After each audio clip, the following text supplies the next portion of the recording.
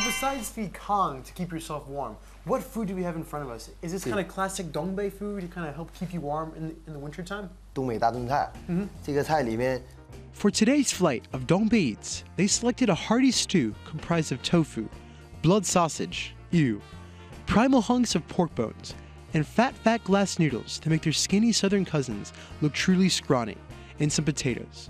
Look at every cold weather climate from around the world, and you can see in their cuisine a devotion to preserved veggies. Germany, Korea, Russia, Eskimos, all a study in preserving technique. And for DongBei, its little pickled and shredded bit of joy is called swansai. I assume you have an idea of what sauerkraut tastes like, right? This stuff is like its first cousin. The people of this region love this stuff for its ability to preserve the bounty of their farm year-round.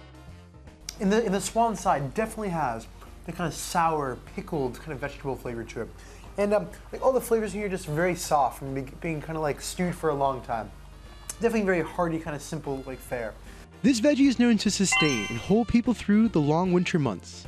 It's a food that's always been there for them. As much devotion as the people may have to this stuff, it is rarely eaten plain, so it's tossed into anything from stir-fries to stews. Here's stewing is such a mainstay of the cooking tradition that there are 4 different terms here used for what we would simply refer to back home as stew. Kind of like how the Eskimos supposedly have 50 words for snow. Today's variety is called a duin, which means to stew for a long time at a low temperature.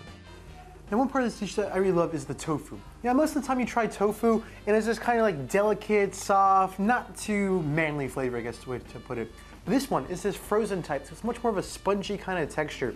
And all the flavor from the pickled cabbage and the pork and all the other bits gets sucked up into the tofu. So it's basically like a sponge of all the different flavors that are floating around in that.